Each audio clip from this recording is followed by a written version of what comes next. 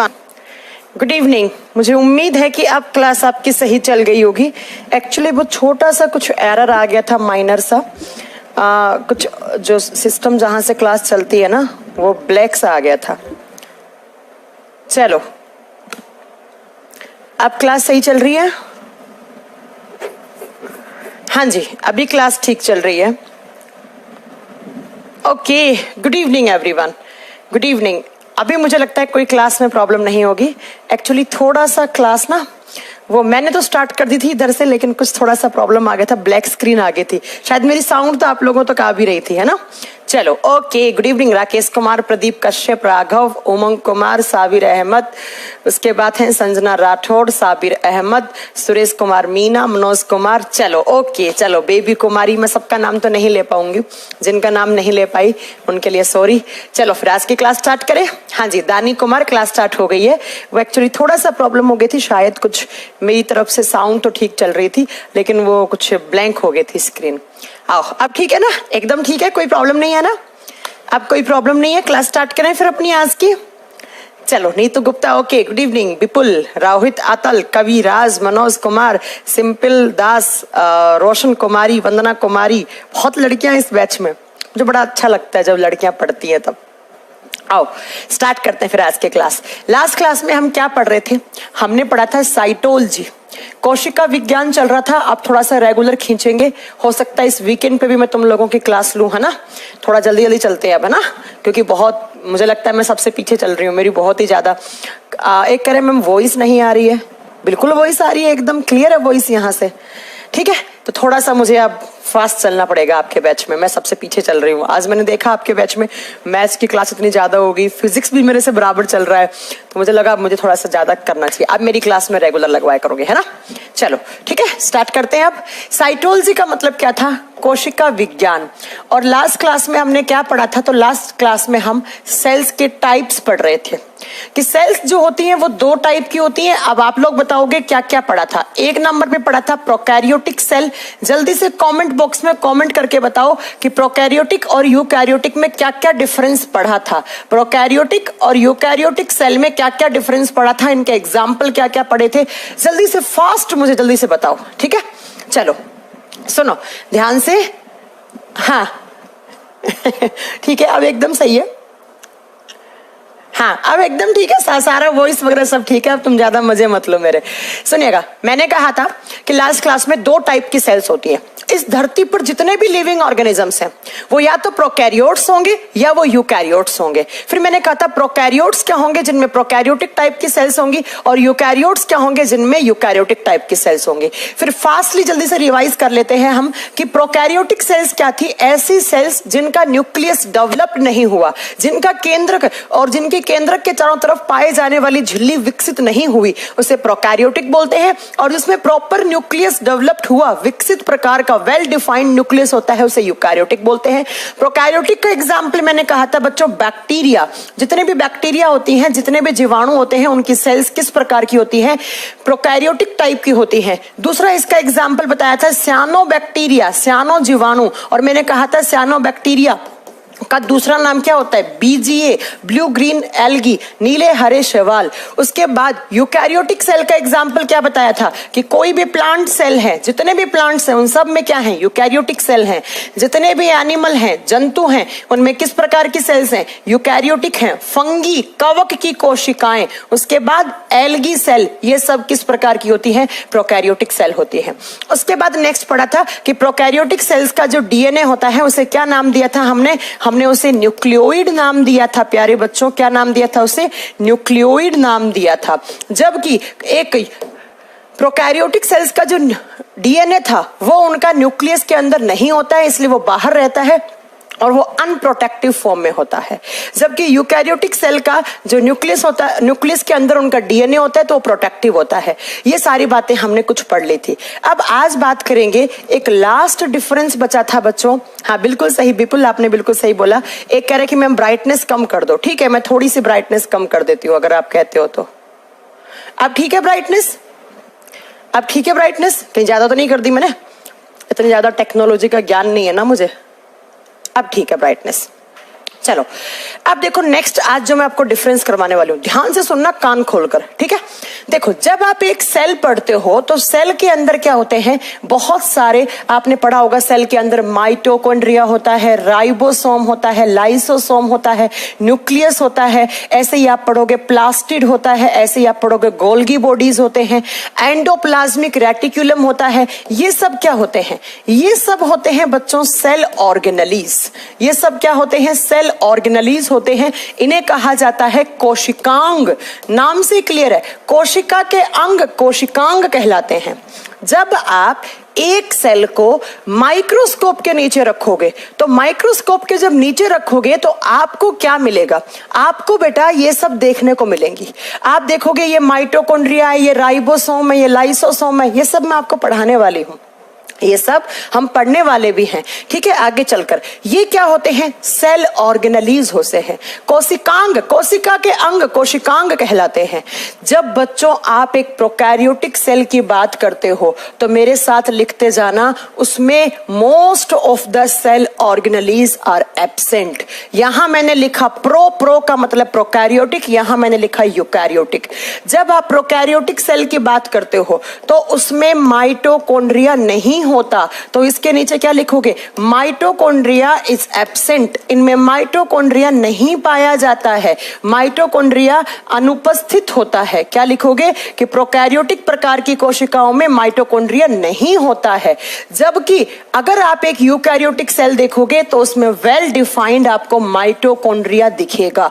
तो एग्जाम में क्वेश्चन आ जाए कि भैया किस प्रकार की सेल्स में माइटोकॉन्ड्रिया नहीं दिखते हैं, तो आप क्या बताओगे, किस प्रकार की सेल्स में माइटोकॉन्ड्रिया विजिबल नहीं होते हैं, प्रोकैरियोटिक सेल्स में माइटोकॉन्ड्रिया नहीं प्रेजेंट होते हैं। जैसे मैं आपको दिखाती हूं प्रोकैरियोटिक सेल का एग्जाम्पल आपको, आप मुझे बताना कि इसके अंदर आपको माइटोकॉन्ड्रिया दिखा है क्या, कहीं पर भी आपको माइटोकॉन्ड्रिया दिखा है क्या, आप खुद बता देना।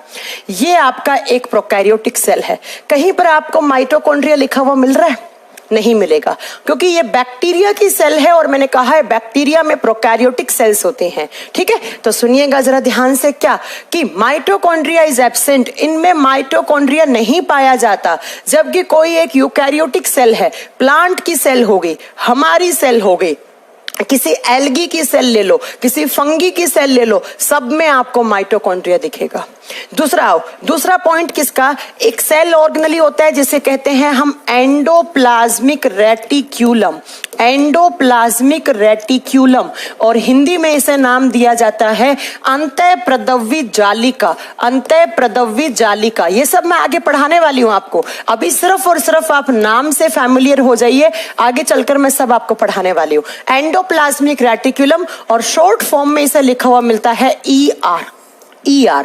तो एंडोप्लाज्मिक रेटिकुलम किसी भी प्रोकैरियोटिक सेल में नहीं होता है, तो लिख देना it is absent in prokaryotic cell. Endoplasmic reticulum अंतःप्रदव्य जालिका प्रोकैरियोटिक प्रकार की कोशिकाओं में नहीं पाया जाता है, ठीक है। जबकि यूकैरियोटिक टाइप की सेल्स होती हैं उनमें ये प्रेजेंट होता है, तो इधर लिख देना ER इज प्रेजेंट, इनमें ER पाया जाता है, इनमें एंडोप्लाज्मिक रेटिकुलम प्रेजेंट होता है। दिखाऊं आपको मैं, ये देखो, ये एक बैक्टीरिया की सेल है, इसमें आपको कहीं पर भी एंडोप्लाज्मिक रेटिकुलम नहीं दिखेगा क्योंकि ये एक प्रोकैरियोटिक सेल है। जबकि मैं आपको एक यूकैरियोटिक सेल दिखाती हूं बच्चों, ये रही यूकैरियोटिक सेल, इसमें आपको यहां पर लिखा हुआ मिलेगा, ये रहा रफ एंडोप्लाज्मिक रेटिकुलम और ये रहा स्मूथ एंडोप्लाज्मिक रेटिकुलम। दो टाइप की होती है रेटिकुलम, ठीक है, वो आगे चलकर मैं आपको पढ़ाने वाली हूं। तो यहां पर देखो, इसमें आपको माइटोकॉन्ड्रिया भी दिखेगा, कहां लिखा हुआ माइटोकॉन्ड्रिया, आपको कहां पे दिख रहा है, ये रहा माइटोकॉन्ड्रिया। तो माइटोकॉन्ड्रिया भी है यहां पर एंडोप्लाज्मिक रेटिकुलम भी है। इसका मतलब आप देखते ही बता दोगे मैम ये तो एक यूकैरियोटिक सेल है, मैम ये तो एक यूकैरियोटिक सेल है ना। चलो अब नेक्स्ट बात करते हैं किसकी, तीसरी बात करेंगे हम लाइसोसोम के बारे में। शायद आपने छोटी क्लास में पढ़ा होगा कि लाइसोसोम्स क्या होते हैं, सेल का आत्मघाती थैली कहलाता है, सुसाइड करने वाला बैग कहलाता है। जो प्रोकैरियोटिक सेल होते हैं उनमें लाइसोसोम भी एब्सेंट होता है, जबकि एक यूकैरियोटिक सेल होता है उसके अंदर लाइसोसोम आर प्रेजेंट, लाइसोसोम पाए जाते हैं। मतलब कहने का मतलब ना तो माइटोकॉन्ड्रिया, ना एंडोप्लाज्मिक रेटिकुलम, ना लाइसोसोम। बेचारी विकसित ही नहीं हुई ना, बेचारे लोअर क्लास के एनिमल हैं। क्यों कहा हमने लोअर क्लास के एनिमल? क्योंकि इनमें कुछ बना ही नहीं, आधे अधूरे हैं ये, इनकी सेल्स पूरी नहीं है। अगर इनकी सेल्स पूरी होती ना बैक्टीरिया की, तो जैसे हम लोग घूम रहे हैं ना, ऐसे पूरे आपके बीच में बहुत सारे बैक्टीरिया घूम रहे होते। तो अच्छा है ये पूरे नहीं है, नहीं तो इस धरती के ऊपर इंसानों से कई गुना ज्यादा बैक्टीरिया घूम रहे होते हैं हमारे बीच। तो अच्छा है। नेक्स्ट आपको बताती हूं, एक कंपोनेंट और होता है गोल्गी बॉडीज। गोल्गी बॉडीज आगे पढ़ाऊंगी, एक एक करके सब पढ़ाने वाली हूं मैं। इसको हिंदी में कहा जाता है गोल्जी काय। आपको किसी भी प्रोकैरियोटिक सेल में गोल्गी बॉडीज भी देखने को नहीं मिलेंगे। तो इनमें गोल्गी बॉडीज भी क्या होते हैं? एब्सेंट होते हैं, जबकि यूकैरियोटिक सेल में गोल्गी बॉडीज प्रेजेंट होंगे। चाहे वो प्लांट की हो चाहे वो एनिमल की हो, दोनों सेल्स में आपको गोल्गी बॉडीज देखने को मिलेंगे। आगे मैं आपको पढ़ाने वाली हूं, ठीक है? तो याद रखिएगा, इसका मतलब मैम कोई भी प्रोकैरियोटिक सेल है उसमें ना माइटोकॉन्ड्रिया मिलेगा, हमें नहीं मिलेगा, ना एंडोप्लाज्मिक रेटिकुलम मिलेगा, नहीं मिलेगा, ना लाइसोसोम मिलेगा, नहीं मिलेगा, ना गोल्गी बॉडीज मिलेंगे, नहीं मिलेगा। हाँ, सेल वॉल मिलेगा। लास्ट क्लास में याद है ना, मैंने आपको बताया था कि सेल वॉल तो होता है इसमें। ये देखो ना, सेल वॉल है, सेल वॉल है। और किसका बना हुआ होता है? तो लास्ट क्लास में चिल्ला चिल्ला के पढ़ाया था, प्रोकैरियोटिक सेल्स होती हैं उनका जो सेल वॉल होता है वो पेप्टिडोग्लाइकोन का बना हुआ होता है। याद है ना? याद है ना? याद है तुम लोगों को? मुझे लगता है सबको याद होगा ये चीजें। अब बात करेंगे अगला, जो मैं आपको डिफरेंस पढ़ाने वाली हूं ना, उसे ध्यान से सुन लेना, कान खोल के। वो एग्जाम में आता है। आपने, मैं बोर्ड पे एक नाम लिख रही हूं, इस नाम को आपने कभी सुना है? राइबोसोम। कभी सुना है? राइबोसोम्स। अकेला लिखोगे तो राइबोसोम, ज्यादा लिखोगे तो राइबोसोम्स। आपने सुना होगा शायद ये नाम, राइबोसोम्स। राइबोसोम्स क्या होते हैं? ये भी सेल के कोशिकांग हैं, ये भी कोशिका के कोशिकांग हैं, ये भी सेल ऑर्गेनेलीज हैं। और एक बात बताऊं, राइबोसोम को कहा जाता है यूनिवर्सल कंपोनेंट ऑफ सेल। इन्हें कहा जाता है यूनिवर्सल कंपोनेंट ऑफ सेल्स। और बच्चों, ये एग्जाम बताऊं किस एग्जाम का क्वेश्चन है? आरएस का एग्जाम सुना है? अभी रिजल्ट आया था, आरएस का एग्जाम का क्वेश्चन है। जिस एग्जाम का भी रिजल्ट आया ना, उसी एग्जाम में क्वेश्चन पूछा गया था कि which cell organelle is known as universal component of any cell. Hindi में कहा जाता है इसे किसी भी कोशिका का सार्वत्रिक कोशिकांग। सार्वत्रिक कोशिकांग का मतलब है जहां जहां सेल्स होंगी उन सारी सेल्स में ribosomes are always present. Ribosome को नहीं मतलब है कि प्रोकैरियोटिक सेल है या यूकैरियोटिक है। राइबोसोम दोनों टाइप की सेल्स में होता है। प्रोकैरियोटिक में भी राइबोसोम दिखेगा और यूकैरियोटिक में भी राइबोसोम दिखेगा। जैसे आप देखोगे तो ये एक प्रोकैरियोटिक सेल है और इसके अंदर राइबोसोम ये रहा, ये लिखा हुआ है। तो इसका मतलब मैम आप इधर लिखोगे प्रोकैरियोटिक और इधर लिखोगे यूकैरियोटिक। हाँ, मैंने लिख दिया, दोनों में राइबोसोम होता है। तो एग्जाम में क्वेश्चन कैसे बनेगा कि which cell component is present in all types of cells, या पूछेगा which type of cell component is present in both type of cells. दोनों प्रकार की कोशिकाओं में, दोनों प्रकार की कोशिकाओं में कौन सा कोशिकांग पाया जाता है? तो आप क्या बताओगे? राइबोसोम। बस डिफरेंस क्या है? राइबोसोम बच्चों दो टाइप का होता है, एक होता है 70S राइबोसोम, एक होता है 80S राइबोसोम। तो जो प्रोकैरियोटिक सेल्स होती हैं उनमें 70S प्रकार का राइबोसोम होता है और यूकैरियोटिक में 80S टाइप का राइबोसोम होता है। अब आप सोच रहे होंगे मैम इस S का मीनिंग क्या है? एस का मीनिंग होता है सेडिमेंटेशन कोफिशिएंट, या इसी को कहा जाता है स्वेडबर्ग। आगे आपको बताऊंगी, जब मैं आपको राइबोसोम की इमेज दिखाकर उसे पूरा पढ़ाऊंगी तब आपको समझ में आएगा कि इस एस का मीनिंग क्या है। फिलहाल भूल जाओ, फिलहाल भूल जाओ, अभी बताऊंगी तब भी समझ में नहीं आएगा। हाँ, रोशन कुमार राज इस बैच से जीडी निकल जाएगा। जीडी के एग्जाम में आता क्या है? मैथ्स आता है, इंग्लिश और रीजनिंग में आपके पास एक ऑप्शन होता है, तो इस बैच में इंग्लिश भी है, रीजनिंग भी है, जीएस वाला पूरा पार्ट है, रीजनिंग स्टैटिक जी के आपको अलग चाहिए क्या? आराम से पढ़ो, सब निकल जाएगा, ठीक है, आराम से पढ़ो। अब एक कह रहे मैम नोट्स नहीं लिखवाओगे क्या? अरे उल्लू, यही नोट्स हैं, खुद से बनाओ नोट्स।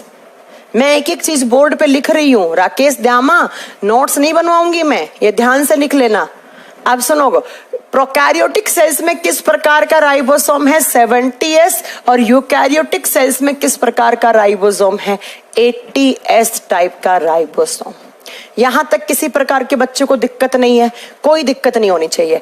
मैम, जब राइबोसोम हर प्रकार की सेल्स में है, इसीलिए राइबोसोम को कहा जाता है सार्वत्रिक कोशिकांग, हर जगह पाए जाने वाला। इसे कहते हैं हम यूनिवर्सल कंपोनेंट ऑफ सेल्स, हर एक सेल में पाया जाता है।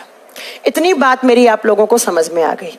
अब अगली बात जो मैं आपके बताने चाह रही हूं, उसको और ध्यान से सुनो, जो एग्जाम में क्वेश्चन आता है।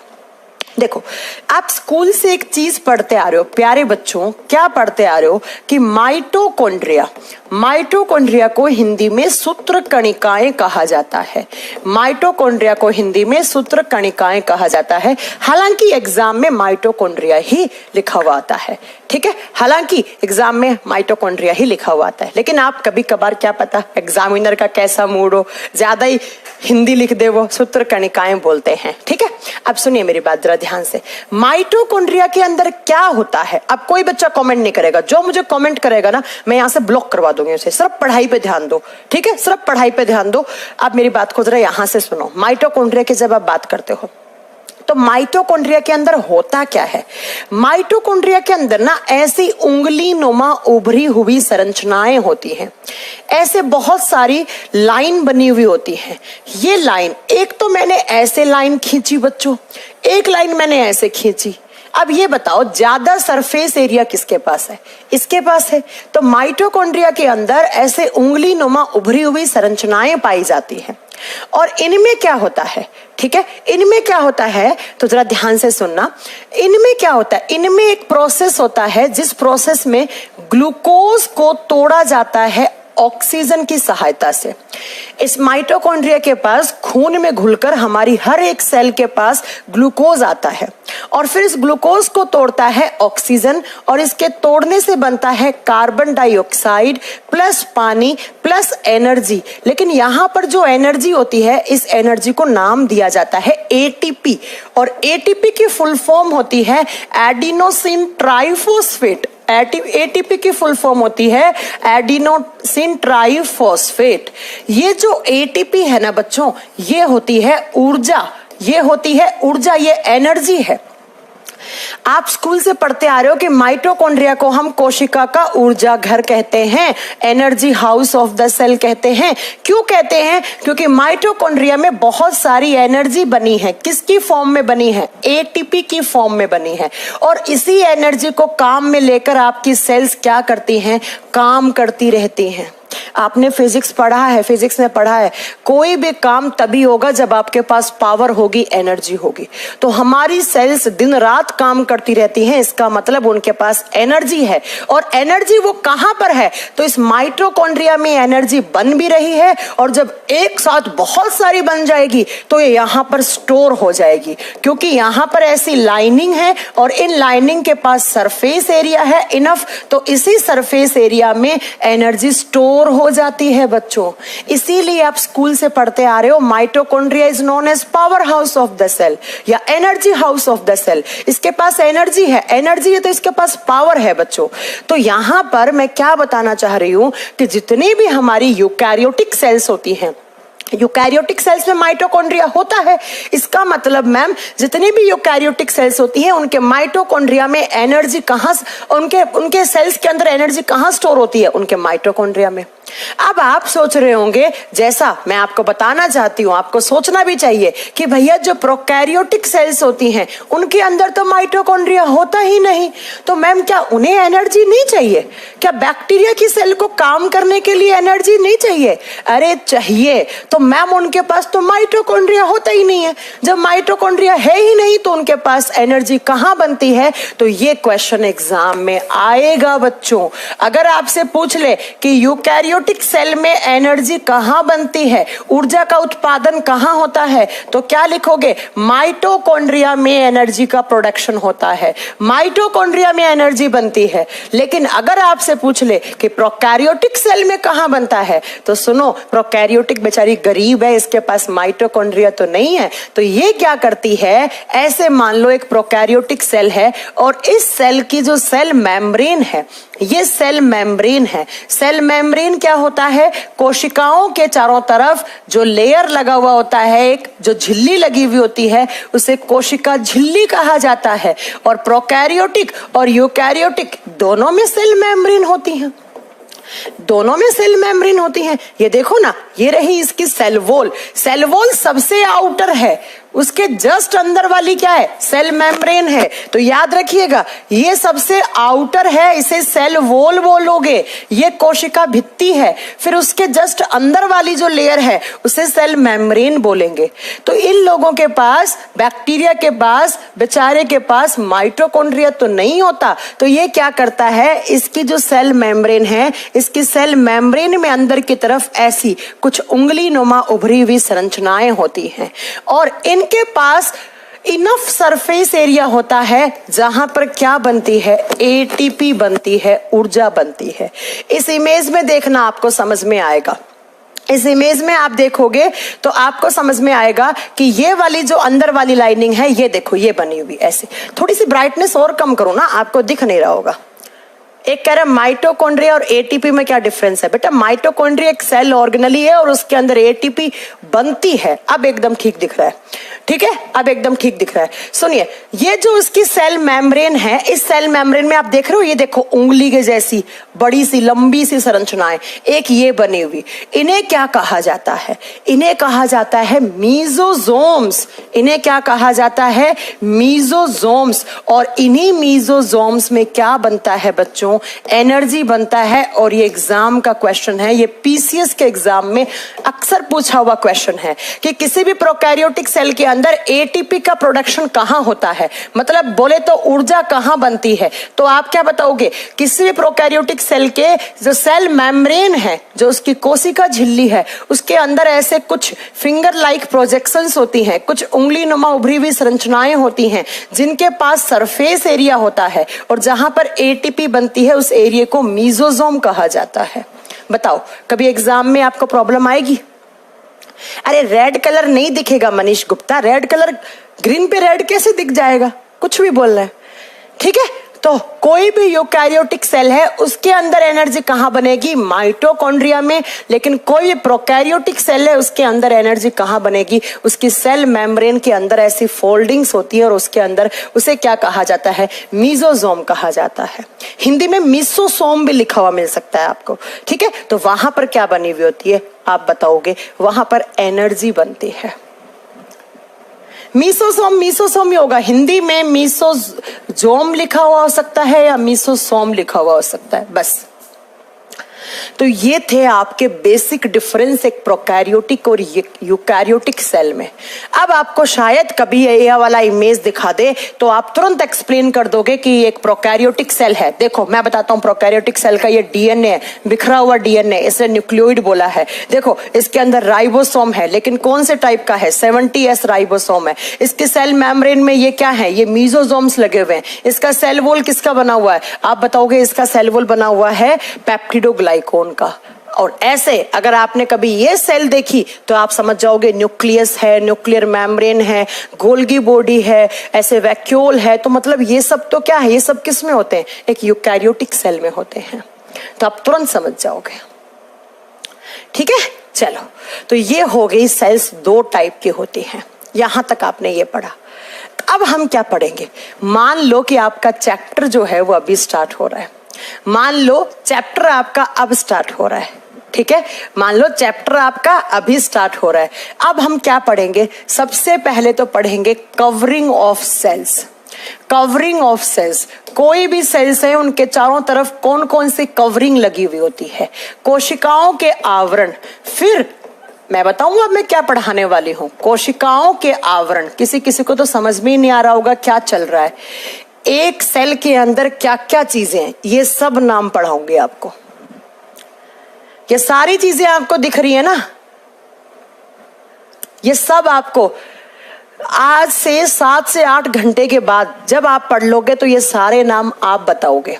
आप बताओगे कि क्या होता है गोल्गी बॉडी, आप बताओगे बच्चों क्या होता है क्रोमेटिन, आप बताओगे क्या होता है न्यूक्लियस, क्या होता है न्यूक्लियोलस, क्या होता है रफ एंडोप्लाज्मिक रेटिकुलम, क्या होता है राइबोसोम, माइक्रोट्यूब्यूल क्या होता है, सेंट्रोसोम क्या होता है, लाइसोसोम क्या होता है, एसईआर क्या होता है, प्रोक्सिसोम क्या होता है, सब आप बताओगे, सब आप बताओगे। अब मेरी बात को जरा ध्यान से सुनना, मैं क्या पढ़ा रही हूं। आपने एक सेल को माइक्रोस्कोप के नीचे रखा तो क्या दिखता है, एक एक को पकड़ के सबके आप क्या करोगे, फंक्शन पढ़ोगे। माइटोकॉन्ड्रिया क्या है, उसकी स्ट्रक्चर कैसी दिखेगी, क्या काम करता है, लाइसोसोम क्या है, कैसा दिखेगा, क्या काम करता है, सारे आपको समझ में आ जाएगा।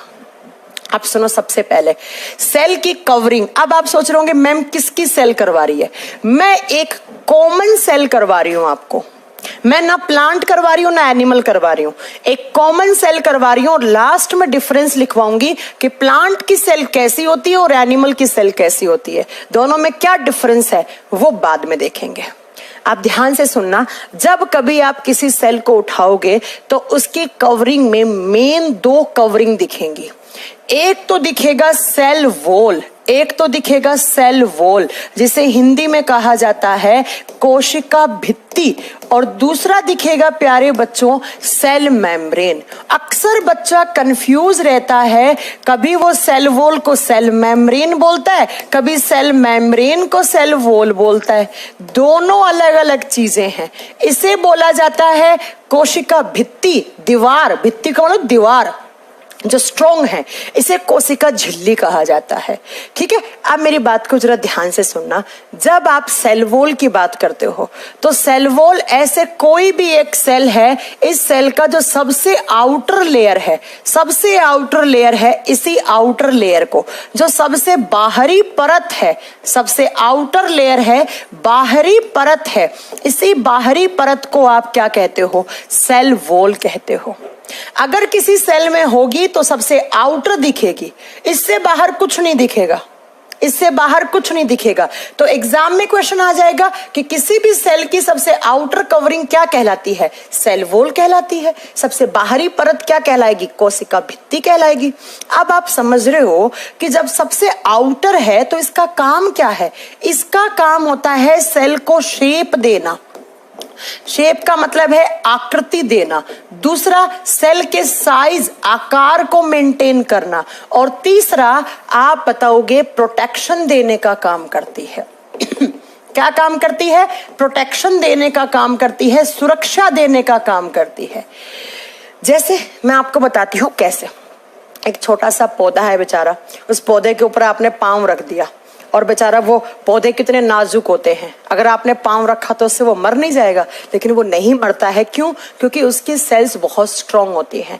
क्यों होती है उसकी स्ट्रांग? क्योंकि उसकी सेल्स के चारों तरफ सेल वॉल प्रेजेंट होता है, सेल वॉल पाया जाता है। ठीक है, तो मैंने कहा कि किसी भी सेल के बाहर अगर आपको सबसे आउटर कवरिंग जो दिख रही है उसे सेल वॉल बोलोगे। उसका काम होता है शेप देना, साइज देना और उसे प्रोटेक्शन देना, उसे प्रोटेक्शन देना।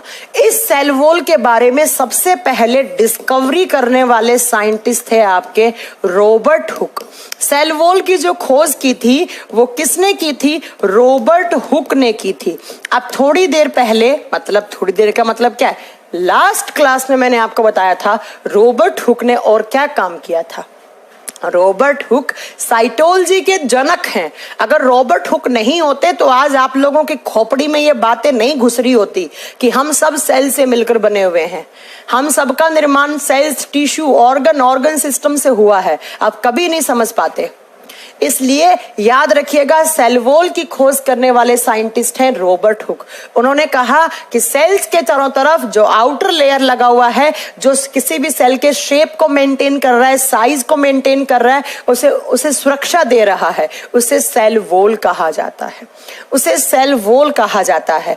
अब बच्चों आप बताओगे, मैं नहीं बताऊंगी कि कौन कौन सी सेल्स में सेल वॉल होता है, किस में नहीं होता है, मैं पढ़ा चुकी हूं। सबसे पहला फटाक से बताओ, क्या किसी प्लांट सेल में सेल वॉल होता है? जल्दी बताओ। अगर आपने किसी प्लांट की सेल निकाल कर देखी तो आपको उसमें सेल वॉल दिखेगा? हाँ, जल्दी बताओ, दिखेगा? यस मैम, प्लांट सेल में सेल वॉल इज प्रेजेंट। अब मैंने प्रीवियस क्लास में बताया था, अगर है तो किसका बना हुआ होता है प्लांट का सेल वॉल? प्लांट का cell wall cellulose plus hemicellulose का बना हुआ होता है, ये बात बताई थी। और सेल्यूलोज और हेमी सेल्यूलोज क्या हैं? ये कार्बोहाइड्रेट हैं। ये क्या हैं? कार्बोहाइड्रेट हैं, ये शर्कराएं हैं। ये शर्कराएं हैं जिसे आम भाषा में आप शुगर बोलते हो बच्चों। बताओ, किसी भी प्लांट सेल के चारों तरफ जो आउटर मेम्ब्रेन दिखेगी वो कौन सी दिखेगी? वो सेल वॉल दिखेगी। और वो किसकी? उसके अंदर क्या होता है? वो इतनी हार्ड क्यों है? क्योंकि वो किसकी बनी हुई होती है? वो सेल्यूलोज और हेमी सेल्यूलोज की बनी हुई होती है। और आपको एक बात बताऊं, एक पते की बात बताऊं, ये जो सेल्यूलोज है ये डेड पार्ट होता है सेल का। ये डेड पार्ट है, ये मृत भाग होता है। तो एग्जाम में कैसे क्वेश्चन आएगा? प्लांट की सेल वॉल किसकी बनी हुई है? सेल्यूलोज की। यह आएगा कि प्लांट सेल का डेड पार्ट कौन सा होता है? किसी भी प्लांट सेल का सबसे मरा हुआ भाग कौन सा है? सेल्यूलोज वाला है, क्योंकि ये मरी हुई सेल से मिलकर बना हुआ होता है। और सेल्यूलोज क्या है बच्चों? एक कार्बोहाइड्रेट है, एक शर्करा है, जिसे आम भाषा में आप शुगर बोलते हो। जिसे आम भाषा में आप क्या बोलते हो? शुगर बोलते हो। और बातें बताऊं आपको इसके बारे में। एग्जाम में क्वेश्चन आता है कि इस धरती पर या इस यूनिवर्स में सबसे ज्यादा शर्करा कौन सी होती है? तो धरती पर या इस यूनिवर्स में सबसे ज्यादा शर्करा कौन सी है? तो लिख देना सेल्यूलोज है।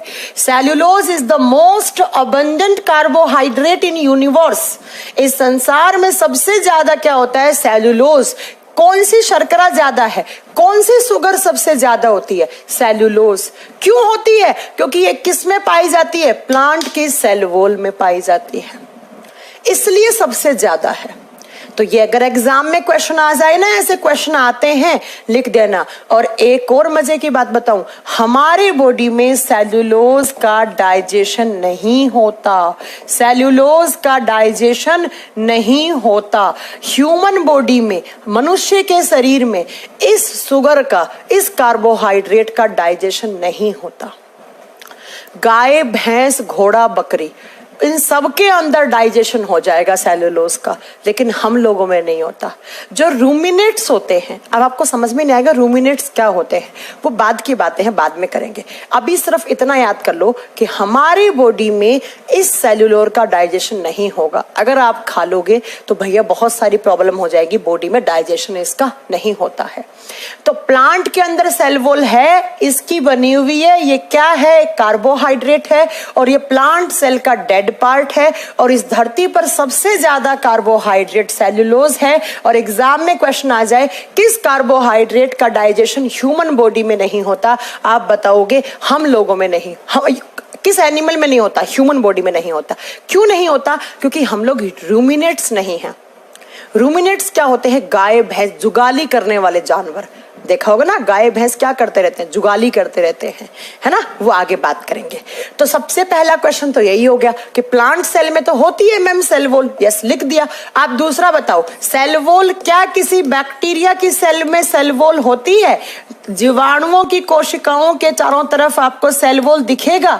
यस मैम, दिखेगा, बिल्कुल दिखेगा। बताया था मैंने कि बैक्टीरिया की सेल्स के चारों तरफ सेल वॉल इज प्रेजेंट। अब आप लोग जल्दी से बताओ, बैक्टीरिया का सेल वॉल किसका बना हुआ होता है? जल्दी बताइए, बैक्टीरिया का सेल वॉल किसका बना हुआ होता है? ये क्वेश्चन का आंसर आप दोगे।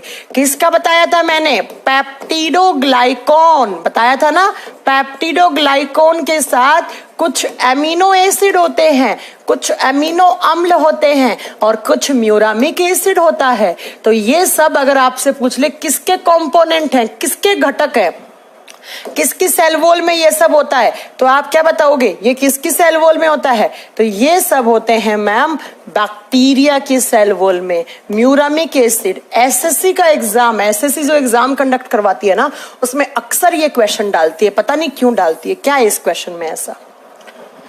किसी भी जीवाणु की जो कोशिका भित्ति है वो पेप्टिडोग्लाइकॉन, अमीनो अम्ल और म्यूरामिक अम्ल की बनी हुई होती है। चले अगले पर। शाबाश, सब लोगों के सही आंसर आ रहे हैं, शाबाश बच्चों। एक ने गलत आंसर दिया है काइटिन। अरे नहीं उल्लू, फंगी। अगर आपसे पूछ ले कि जो फंगी होते हैं, जो कवक होते हैं, जैसे मशरूम एक कवक होता है ना, तो इन कवकों के चारों तरफ जो सेल्स हैं उनमें सेल वॉल प्रेजेंट होगा? आप बताओगे yes, cell wall is present.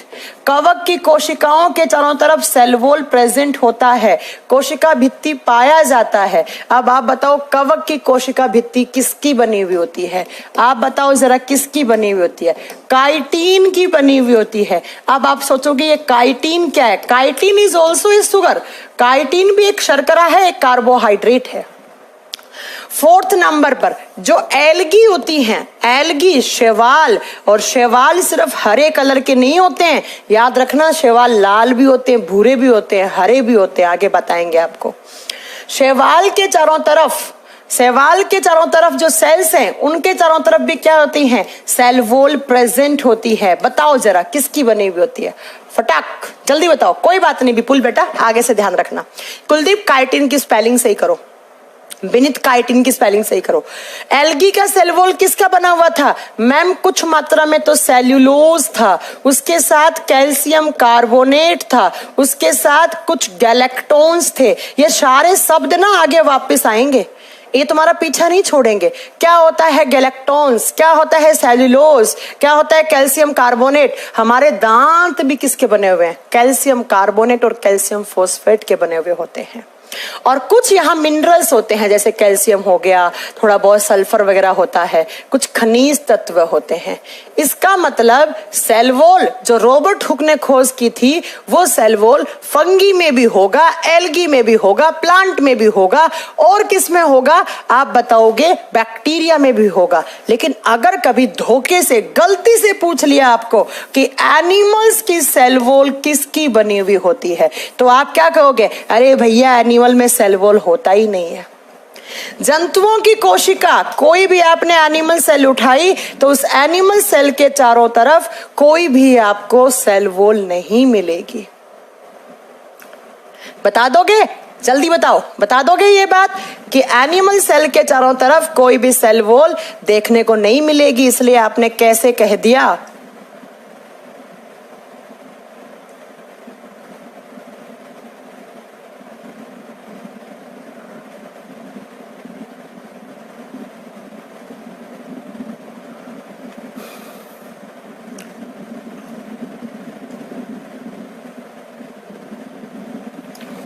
हाँ जी, नहीं होती ना? यस। इसका मतलब हमारी सेल्स में सेल वॉल नहीं होता? नहीं होता।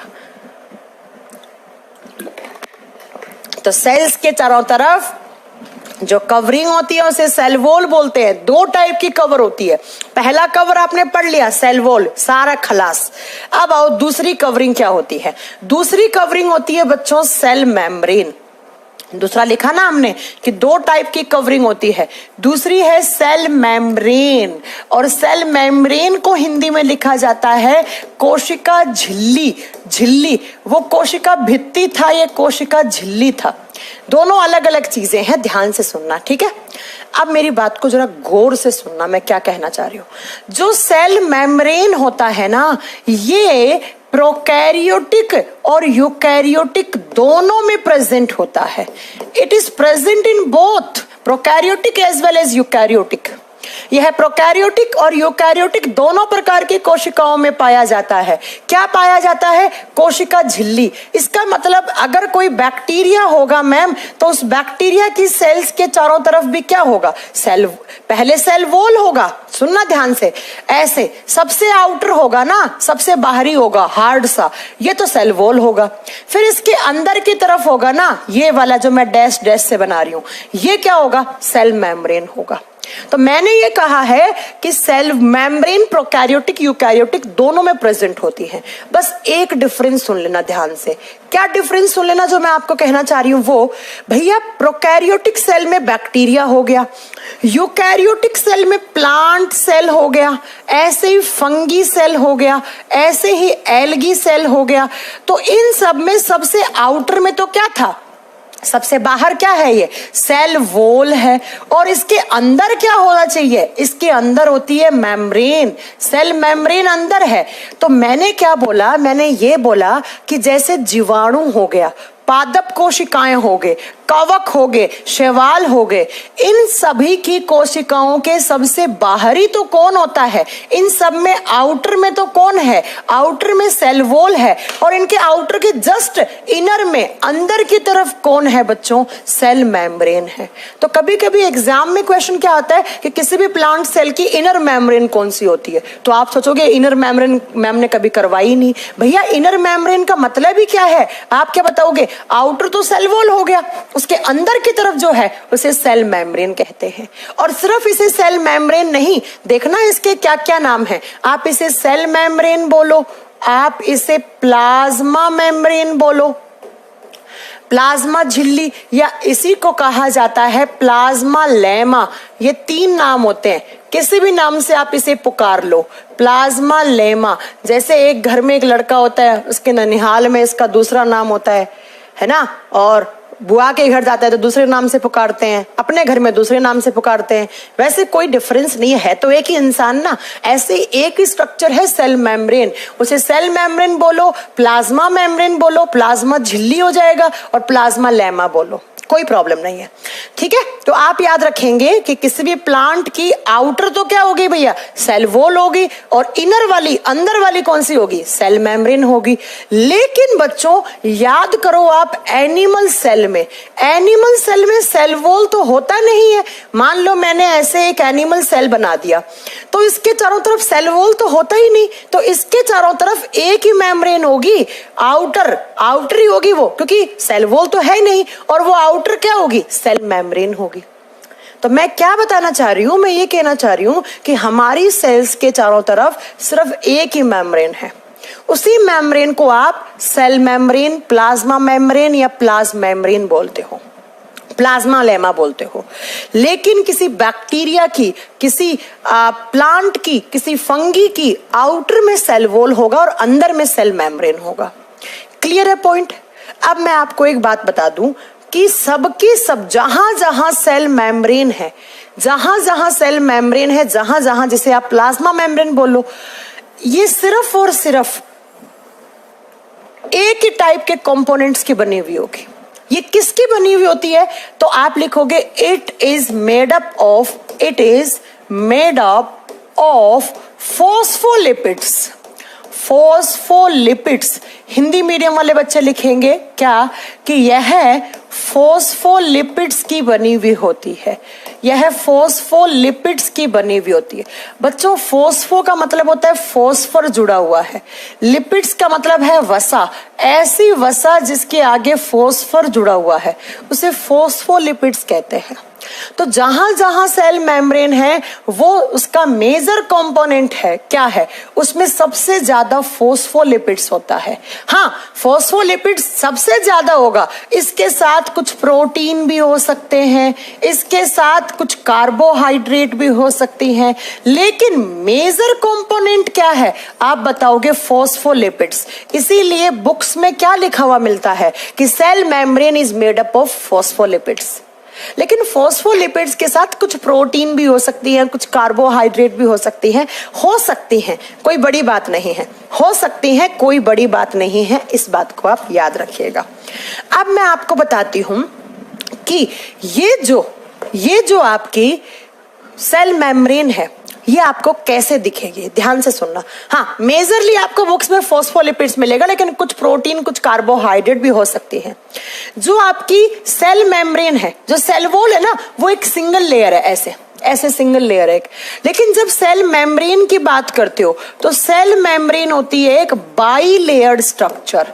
It is a by layered structure. और बाई लेयर्ड का मतलब क्या है? यह दोहरी परत वाली संरचना है। दोहरी परत, इसमें दो परत होती है। दो परत कैसे देखना, मेरा एक डायग्राम दिखाती हूं आपको मैं इसका, आपको उसको देख के समझ में आएगा।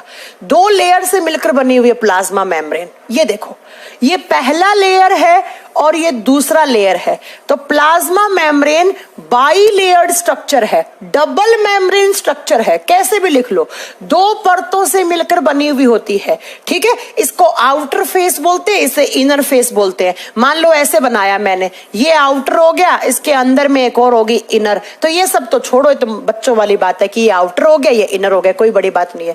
तो आपसे एग्जाम में कैसे क्वेश्चन पूछेगा? आपसे एग्जाम में क्वेश्चन पूछेगा कि भैया सेल की कौन सी कवरिंग है जो डबल मेम्ब्रेन स्ट्रक्चर से बनी हुई होती है। तो डबल मेम्ब्रेन स्ट्रक्चर से कौन सी बनी हुई है? आप क्या बताओगे? वो सेल मेम्ब्रेन है, वो सेल मेम्ब्रेन है। दो लेयर है।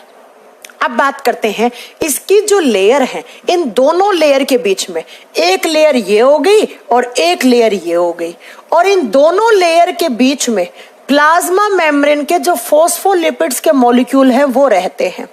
आपने सैंडविच खाया है?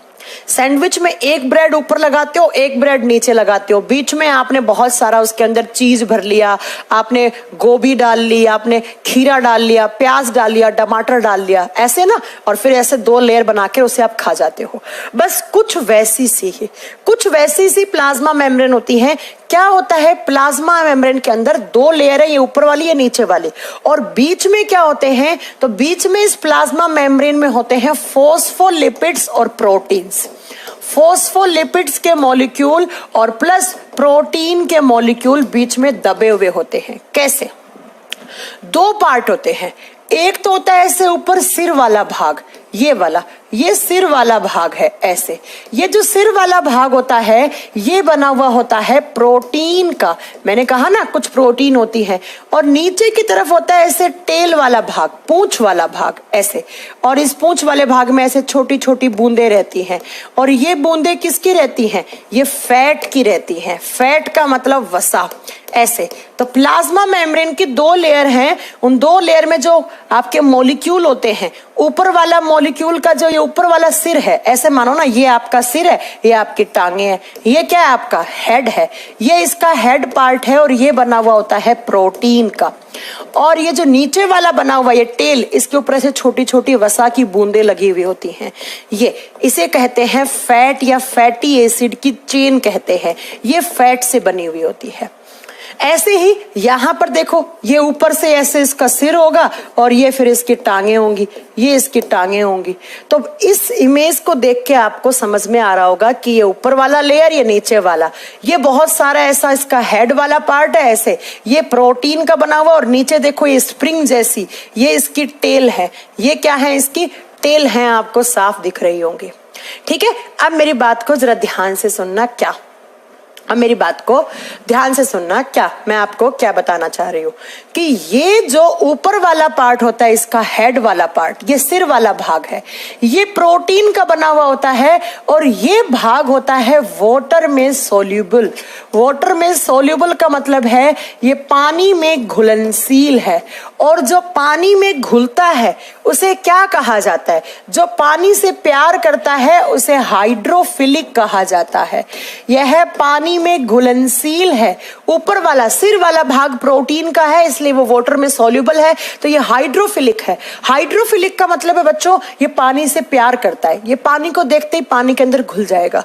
और जो नीचे वाला पार्ट है, ये वाला टेल वाला, ये किसका बना हुआ है? ये फैटी एसिड्स का। फैट टेल और घी फैट होता है। तेल और घी को पानी में डालोगे तो क्या घुल जाएगा? नहीं घुलेगा, वो पानी के ऊपर ऐसे तैरता हुआ घूमता हुआ मिलेगा आपको। तो ये क्या है? वाटर में नॉन सॉल्यूबल है, ये वाटर में नॉन सॉल्यूबल है। इसका मतलब ये पानी को देखकर दूर भागता है, और दूर भागने का मतलब क्या है? हाइड्रोफोबिक है। फोबिया का मतलब होता है दूर भागना, फोबिया का मतलब होता है दूर भागना। तो ये पानी से दूर भागता है। अब आप सोच रहे हो मैम हमें क्यों बता रही हो आप इतना डिटेल में, हमारा क्या लेना देना है इनसे? तो सुनो ध्यान से। मैंने कहा plasma membrane is a bilayered structure. दो स्ट्रक्चर होती हैं, एक ये, और दोनों स्ट्रक्चर के बीच में फॉस्फोलिपिड्स के मॉलिक्यूल रहते हैं। और ये फॉस्फोलिपिड के मॉलिक्यूल इस तरीके से अरेंज्ड होते हैं कि इनका सिर वाला भाग है वो ऐसे लेयर से जुड़ा हुआ होगा, और वो सिर वाला भाग है वो प्रोटीन का बना हुआ होता है, और वो पानी में सोल्यूबल होता है, इसलिए ये हाइड्रोफिलिक भाग है। और जो उसका पूंछ वाला भाग है वो फैटी एसिड का या वसा का बना हुआ है, और वो वाटर में नॉन सोल्यूबल है, वो पानी को देखते ही दूर भागता है, इसलिए वो हाइड्रोफोबिक है। आपसे एग्जाम में क्वेश्चन पूछेगा प्लाज्मा मेम्ब्रेन का कौन सा हिस्सा पानी में सोल्यूबल है? पानी में सोल्यूबल ये है, और पानी में सोल्यूबल नहीं है वो ये है, नहीं है वो ये है। ये लो एग्जाम में ऐसे क्वेश्चन आते हैं। जो पानी में घुल जाएगा उसे पोलर रीजन कहा जाता है, इसे पोलर भाग कहेंगे, इसे ध्रुवीय भाग कहेंगे। और जो पानी में नहीं घुलेगा उसे नॉन पोलर, उसे अध्रुवीय भाग कहेंगे, ऐसे अध्रुवीय भाग कहेंगे। ये लो बच्चों एग्जाम में क्वेश्चन, एग्जाम में ऐसे क्वेश्चन आएंगे आपके, सीधे आएंगे एग्जाम में।